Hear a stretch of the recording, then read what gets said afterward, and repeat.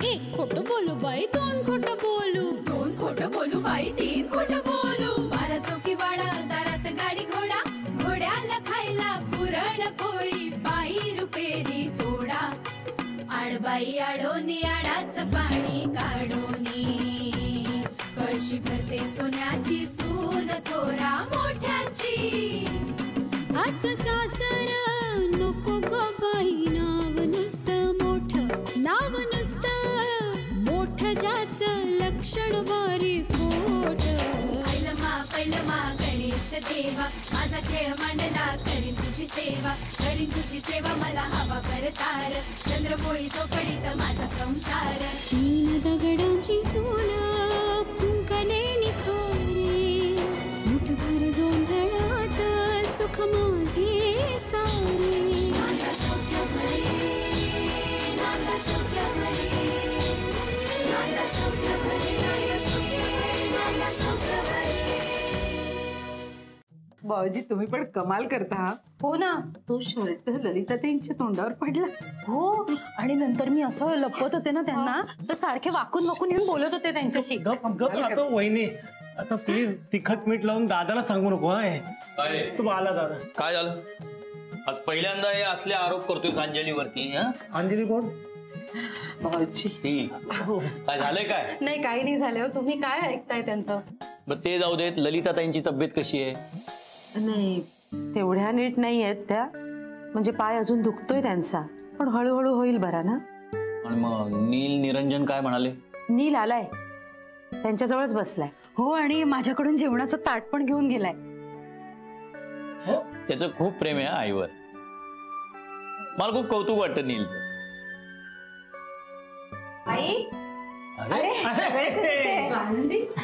अगं आत्ता कशी आलीस तू? हे कुठे आहेस?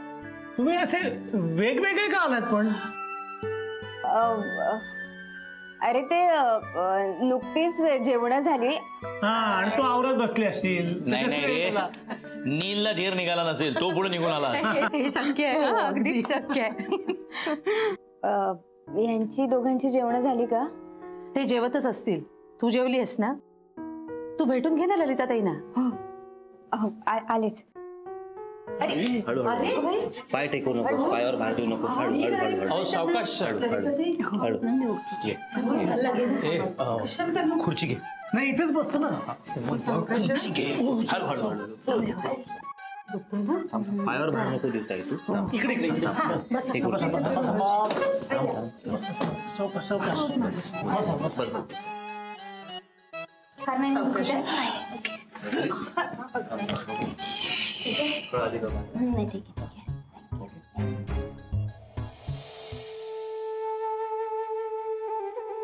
पायावर भार नको देऊस. हो. काही नाही, वर बसून कंटाळली होती ना, म्हणून मी तिला खाली घेऊन आलो. अहो, पण हे असं चालल्यामुळे पायावर ताण नाही करणार? मनावरचा ताण जाणं जास्त महत्वाचं आहे ना स्वानंदी. वर एकटी बसून कंटाळली होती, नको नको ते विचार करत होती, मग त्यामुळे प्रेशर येतं मनावर ना.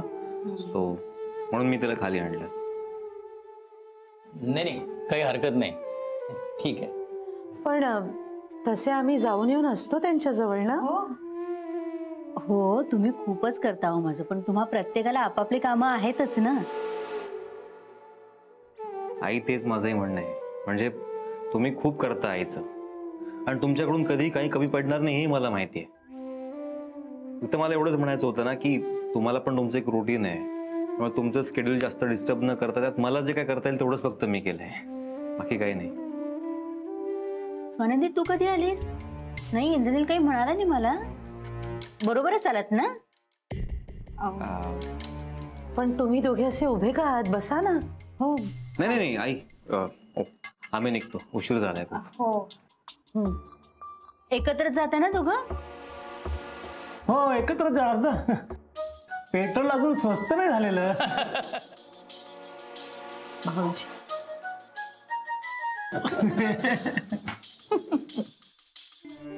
फक्त मला एक रिक्वेस्ट करायची होती तुम्हाला. आईला ना एकटं बसायची सवय नाहीये, तिला खूप गप्पा मारायला लागतं. आमच्याकडे कसं घर छोटं आहे ना, आणि हॉलमधून किचन दिसतं, त्यामुळे अगदीच बोलणं होतं तिचं नेहमीच. खूप गप्पा मारते ती, वर बसून जरा कंटाळते ना, त्यामुळे तुम्हाला जेव्हा पॉसिबल होईल ना तुम्ही तिला तुमच्याबरोबर आणून बसवा. ती स्वतःहून सांगणार नाही, कारण तिला माहिती आहे की तुमचं पण एक फॅमिली लाईफ आहे, पर्सनल लाईफ तुमचं डिस्टर्ब होऊ नये म्हणून ती सांगणार नाही. पण प्लीज जर तुम्ही तिला आणून बसवलं तर तिचा जरा मूड चांगला होईल.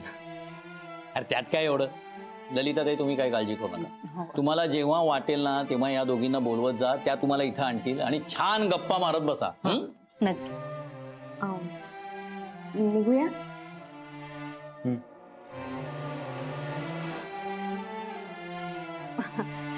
येतो आम्ही. आणि आई, काहीही लागलं तरी कुणालाही हाक मारा, बिनधास्त. हो हो सांगेन, नक्की सांग. तू काळजी करू नकोस, जा बिंदास. येतो, काळजी घे. आणि आजीला सांग मी येऊन घे. नीट जा येतो ना. बाबा. हा हो या. काय काळजी घे. Bye. Bye bye. Bye bye.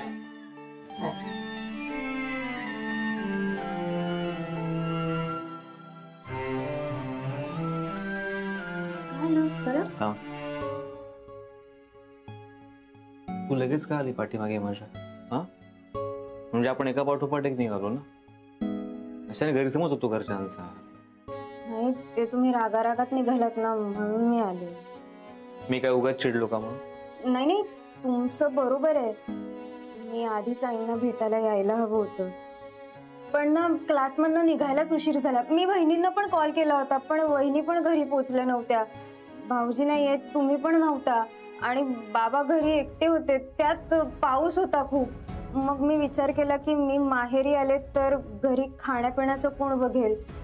म्हणजे हे बघा, मला आईंची काळजी नाही असं नाहीये, पण इथे खूप जण आहेत आईंची काळजी घ्यायला. मी तिथे आले नसते तर जेवणाचं कोणी बघितलं असतं. आणि तुम्हाला तर माहिती आहे ना, बाबांना वेळच्या वेळी सगळं द्यावं लागतं, म्हणून.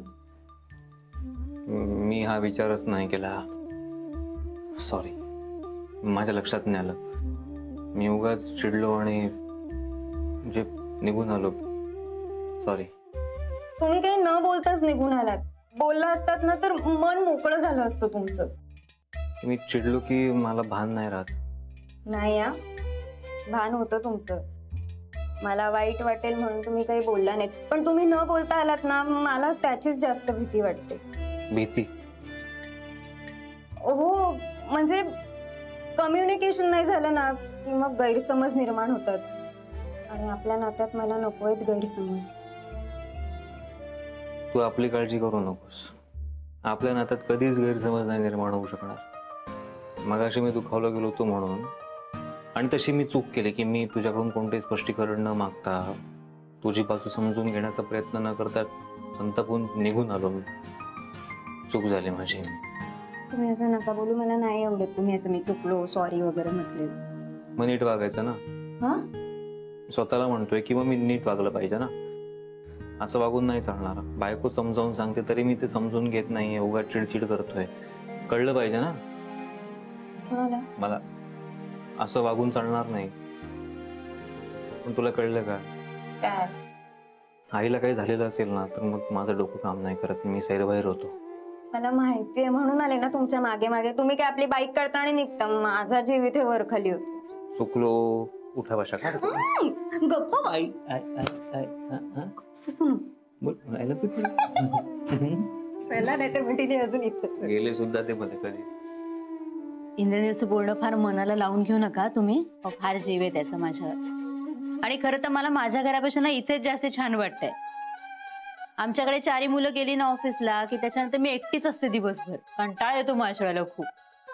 इथे कसं कोण ना कोणतरी असतंच बरोबर.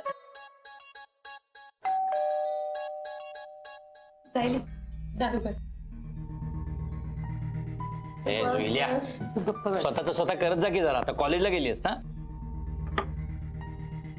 कोण? वसंतराव देशपांडेंना भेटायचं होतं. काका, तुला भेटायला कोणीतरी आलंय. घेऊन येते ना. या ना. कोण आपण? काय काम होतं? माफ करा, जरा यायला उशीर झाला.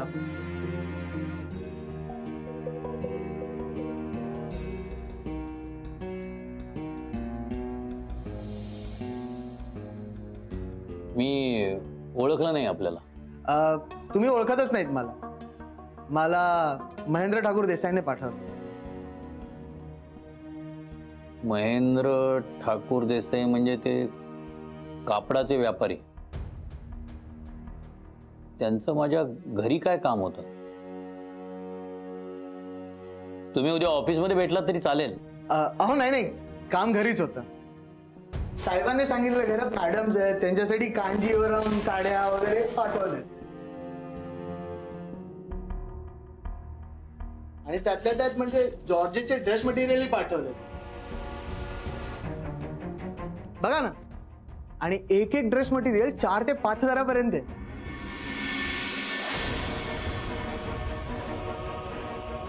कलर्स ब्राईट आहेत ना पण? हो, कलर्स तुम्हाला जे आवडतील ते मिळतील.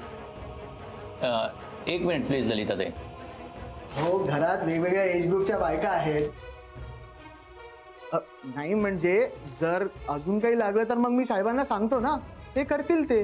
तुमचं माझ्याकडे काम आहे ना, मी बोलू का जरा? हो, तुम्ही तर स्पेशल माणूस, बोला तुम्ही. तुम्ही आत्ता इथून गेलात तर बरं होईल. लगेच निघालात तर जास्त बरं होईल. आणि हे सगळं घेऊन निघा. वसंतराव, मी फक्त नाही, तुमची काही चूक नाही ललिताताई. असं गिफ्टवर खर्च करण्याऐवजी जर तुमच्या महेंद्र ठाकूर देसाई साहेबांनी वेळच्या वेळी इन्कम टॅक्स भरला असता ना, तर असं आयकर विभागाच्या अधिकाऱ्यांकडे तुम्हाला गिफ्ट पोचवायची वेळ आली नसती. हे आत्ताच आलेत ऑफिसमधनं, अजून जेवले सुद्धा नाहीये. सायली, पाणी आण त्यांच्यासाठी. पाणी घेऊन आपण निघा आणि हे सगळं घेऊन जा. बघतोयस ना तू, या आमच्या घरातल्या वेगवेगळ्या वयोगटातल्या बायका, त्यांना जर कळलं ना मी अशी गिफ्ट्स वगैरे घेतो, तर मला जेवायला सुद्धा वाढणार नाहीत त्या. कारण लाच घेणं आणि आपल्या कामाशी बेईमानी करणं या घरातल्या कोणालाही आवडत नाही. आणि हो भाऊ, नाही तुम्हाला माहित नसेल म्हणून सांगतोय, मी यांचा लहान भाऊ आहे. आणि संस्कार हा आमच्या कुटुंबाला जोडणारा धागा आहे. तुमच्या त्या जरीच्या साड्या तो धागा नाही तोडू शकणार.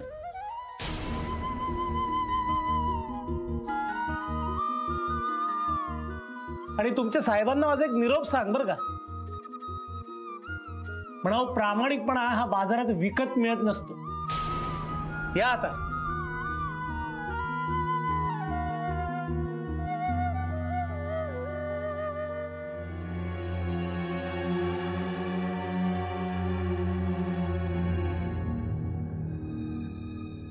पाणी तुळशीला टाकून ये.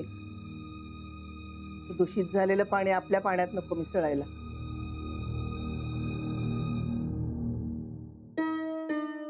काय दळभद्री माणसं आहेत.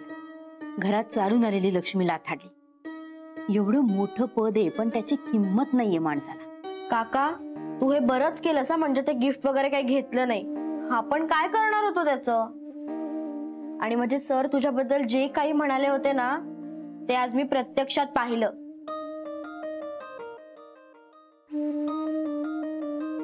मी एक काम करेन, उद्या ना तुझ्यासाठी परत चॉकलेट आणेन.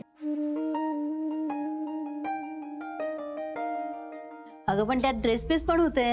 हो काकू, पण स्वानंदी ताईने घेऊन दिलेत मला ड्रेस, आणि ते पुरतील मला वर्षभर. ललिताताई, सॉरी हा, तुमच्या समोर हे सगळं आज असं. छे, असं नका म्हणू. तुमच्या प्रामाणिकपणाबद्दल ऐकलं होतं मी, आज प्रत्यक्ष पाहिलंही. माझ्या स्वानंदीमध्ये एवढे चांगले गुण कुठून आले ते कळलं आज मला. बरं, चला तुम्ही फ्रेश व्हा, मी जेवायला वाटते.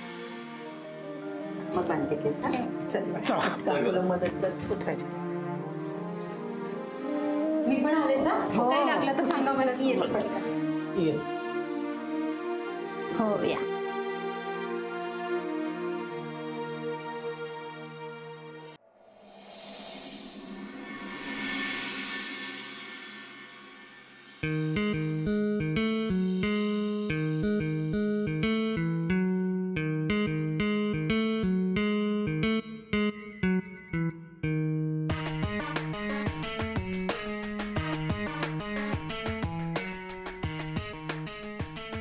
बोला, झाली का सकाळ? काय आमची काय नेहमीची सकाळ, तुझी काय बाई स्पेशल सकाळ. ते तर आहेच. काय कशी आहेस? कंटाळा वगैरे नाही आला तिकडे? ते अजिबात कंटाळा येत नाही मला, इथे मज्जेत आहे. तर आपल्या घराची मुलांची काय आठवण वगैरे येते की नाही? त्या टीसभर घरात आठवण काढण्यासारखं आहे काय?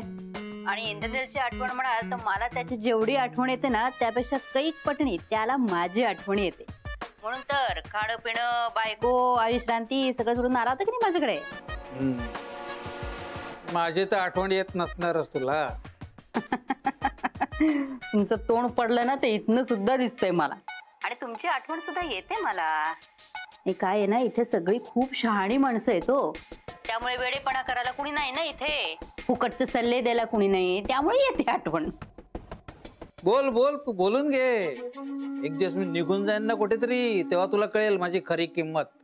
हो चढायचे दाव कुंपणापर्यंत, कुठपर्यंत जाल ना मला चांगलंच ठाऊक आहे. जाऊन जाऊन जाल कुठे? सँडविचवाला रे तुमचा उधारी देणारा कोण तो? राजू सँडविचवाला. तिकडे तरी जा, नाही तर स्वतःच्या अड्ड्यावर तरी जाल. तिथे जागा आहे का जायला? ते सँडविचवर आठवण झाली, तुला तिकडे काय फारसं चमचमीत खायला मिळत नसेल ना? सगळं कसं घरगुती सात्विक, तुपात तळलेलं, साखरेत गोळलेलं. छे हो, मस्त चमचमीत छान स्वयंपाक असतो इथे. तू आनंदीच्या काकूला स्वयंपाकाशिवाय दुसरं काही आवडत नाही करायला, त्यामुळे वेगवेगळ्या गोष्टी करत असते ती. हो का? आणि सायली ती पण स्वयंपाक शिकते ना आता, त्यामुळे काकू पारंपरिक पदार्थ करत असते. थालीपीठ, कचोऱ्या, आळूवड्या असं काहीतरी. आणि सायली नवीन नवीन पदार्थ करत असते. काल माझ्या ताटामध्ये पनीर बटर मसाला होता. आज विचार करतेय की पास्ता करायला सांगावं का. काय ललिता, मी इकडे तुझ्यासाठी खस्ता खातोय आणि तू तिकडे एकटीच पास्ता खाणार? येऊ का तिकडे राहायला? आता हात किंवा पाय मोडून घेतो तुझ्यासारखा. नको, कशाला येते इकडे? मजा येते तुम्ही नाही येत इथे तर. आई तू ऐकूनच घे. आणि फोन ठेवा, मी नंतर फोन करते तुम्हाला. मी नंतर फोन करते, ठेवा फोन आधी. हा आई तू ऐकूनच घेत नाहीयेस माझं. अगं मी तुझं काही ऐकून घेणार नाहीये. आमच्या रूम मध्ये गपचूप बस आणि अभ्यास कर. चल आई, चल म्हणते ना. मी काय म्हणते, ही इथे अभ्यास करत बसेल, तुम्हाला काही त्रास नाही ना होणार? चालेल ना? हो चालेल ना, काहीच हरकत नाही. पण वाद कशावर नसालाय मायलेकीत? अहो काय सांगू तुम्हाला, परवावर परीक्षा आली आहे आणि ह्या बाईंना परीक्षा संपल्यानंतर पिक्चर कुठला बघायचा ना याची चर्चा करायची अगोदर. पण शाळा कॉलेजचा आत्ता सुरू झालेत ना आणि लगेच परीक्षा? काय नाही हो काकू, युनिट टेस्ट काही फार महत्वाची नसते ती परीक्षा.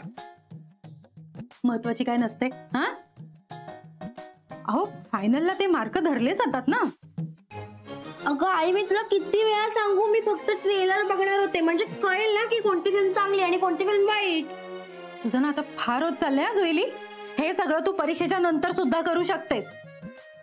दे दे तो फोन, दे इकडे. तो फोन दे इकडे, सायलीचा फोन येतो. फोन नसला ना की ते ट्रेलर का फेलर कसे बघतेस ना तेच बघते मी. आता मान खाली घालून अभ्यास करायचा. हा तुम्ही जरा लक्ष ठेवा हिच्यावर, म्हणजे अभ्यासच करते ना, हा लक्ष ठेवा फक्त. हा हो हो हो, मी बघते ना. हा मी जाते. बस तू.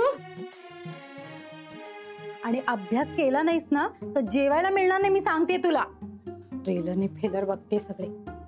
बोलणारच नाही आता बघ. अरे जुईली, अगं आई तुझ्या भल्यासाठीच म्हणते, एवढं काय रागवायला झालं पण त्यात? नाही पण मला तुझं म्हणणं खूप पटतंय. आता 5 मिनिटं बघितलं असतास तू ट्रेलर तर काय फरक पडला असता? मला ना खूप आवडते सगळं तू. जुईली, आमच्याकडे राहायला आली होतीस तेव्हा जे झालं त्यामुळे अजून चिडलेस का माझ्यावर, रागवलेस का? नाही नाही काकू, ते तर मी केव्हाची विसरले. किती गुणी आहेस अगं. आपल्या जी माणसं प्रेम करतात ना त्यांच्यावर रागूच नाही कधी.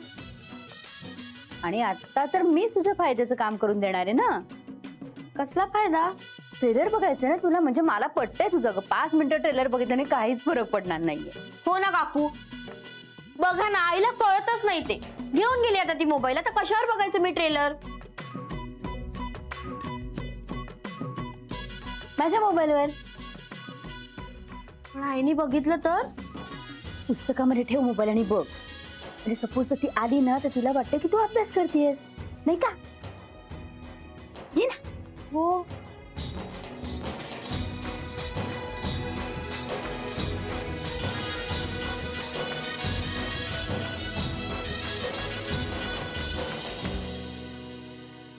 स्वानंदी, हेच आहे ना ग वैभव तुझं? यालाच लावते सुरुंग आता. त्यासाठीच तर थांबले इथे मी. माझे 10 लाख रुपये नाही ना राहू दिलेस माझ्याकडे. आता तुझ्या लाख मुलाच्या माणसांना 2 कवडीचं करून टाकते की नाही बघ मी. संस्कारांच्या धाग्याने बांधले गेले आता तुम्ही, ते धागेच तोडून टाकते आता.